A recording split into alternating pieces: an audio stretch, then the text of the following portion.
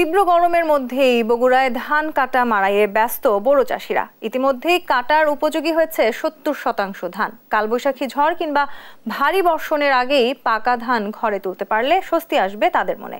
বৈরী আবহাওয়ায় এবছর উৎপাদন খরচ কিছুটা বাড়লেও কৃষি বিভাগ বলছে বোরো উৎপাদন কাঙ্ক্ষিত লক্ষ্য অর্জন করেছে। বগুড়া প্রতিনিধি সঞ্জু রায়ের প্রতিবেদন। প্রখর রোদ আর চলমান দাবদাহে যখন পুড়ছে প্রকৃতি, তখন বোরো ধানে পাক ধরেছে বগুড়ার মাঠে। তাই প্রচন্ড রোদ আর গরম উপেক্ষা করে ধান কাটায় ব্যস্ত কৃষকরা। ইতোমধ্যে বগুড়ার ৭০% ধান কাটার উপযোগী হয়েছে। তাই ভারী বর্ষণের আগেই ধান কাটা মারাই শেষ করতে চান কৃষকরা। কিছু ক্ষতি হয়ে গেলে অনেক হবে আপনার, ওই জন্য কৃষকেরা চিন্তা আছে যে ধানগুলো তুলে পারলে আমার সোল বললে খেতে পারবে। থেকে আনুমানিক 12টা পর্যন্ত আমরা কাজ করতে পারি গরমের জন্য। আর বিঘা প্রতি এখানে ফলন 15 থেকে 18 মন হতে পারে। কৃষকের দাবি, এবছর সারের উচ্চমূল্য ও সেচ খরচ বাড়ায় বেড়েছে উৎপাদন খরচ। গরমে ধানের শীষ ছোট হওয়ায় কমতে পারে ফলন, তাই ন্যায্য মূল্য না পেলে লোকসান গুনতে হবে তাদের।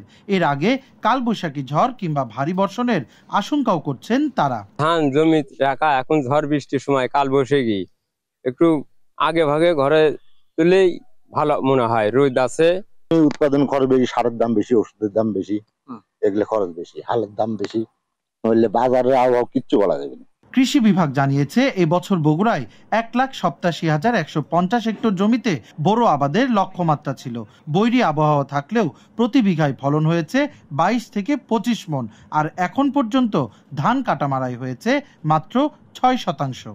যাদের ফসল এখনো পাকেনি, এই অবস্থা যদি থাকে তাহলে পানি ৩ থেকে ৪ ইঞ্চি জমিতে পানি ধরে রাখতে হবে। আর পানি কখনো কমানো যাবে না। আর যদি একবারে পাকার মতো অবস্থা হয় তাহলে এই ধানটা দ্রুত কাটতে হবে।